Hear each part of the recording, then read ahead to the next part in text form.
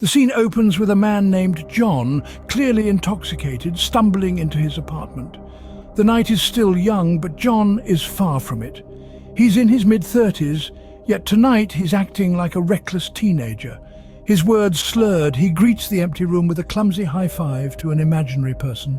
He mumbles to himself, reminiscing about the party that led to his current state. As he staggers towards the couch, he collapses, struggling to breathe, setting the stage for the consequences of his actions. We see the aftermath of John's excessive drinking, empty beer bottles, spilled liquor, and his unsteady movements.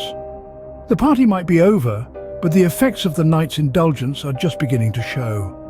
The dehydration from alcohol is insidious, creeping up on John with a pounding headache, a roiling stomach, and a world that won't stay still. He's dizzy, nauseous, his body protesting the abuse it's endured, but John, in his befuddled state, shakes it off. He dismisses the discomfort, the warning signs. He reaches out, his hand trembling, his vision blurred, for another bottle. The taste is harsh, the burn in his throat a stark reminder of the poison he's willingly ingesting. But he forces it down, forces himself to keep going. And so in the quiet aftermath of the party, in the solitude of his apartment, John, ignoring his physical state, takes another swig from the bottle. John's hand trembles as he reaches for another bottle, indicating the physical impact of his alcohol consumption. As he takes another swig, it's clear that the alcohol is affecting more than just his balance. His speech begins to slur even further, his words becoming a jumbled mess. This is the impact of alcohol on the brain's communication pathways, leading to impaired judgment and coordination. But the effects are not just physical. As John gazes into the empty bottle, a sense of melancholy washes over him. The laughter and energy from the party seem like a distant memory now.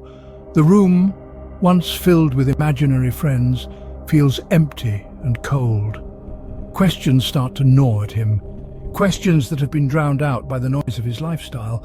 But now, in the quiet and solitude, they demand answers. His voice, barely a whisper, echoes in the emptiness. Where did it all go wrong? John's breathing becomes erratic, signaling the onset of severe health issues. The rapid rise and fall of his chest paints a stark image of a man teetering on the edge, a direct result of his reckless indulgence. Suddenly, he clutches his chest, a grimace etched deeply into his features. This could be a sign of heart complications, a known risk associated with excessive alcohol consumption. As he stumbles, his movements become more uncoordinated, more desperate.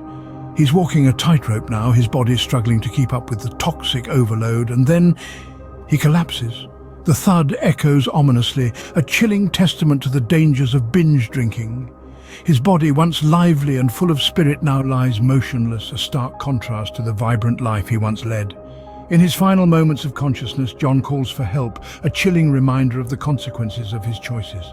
The camera zooms out, revealing John unconscious on the floor, the result of his excessive alcohol consumption.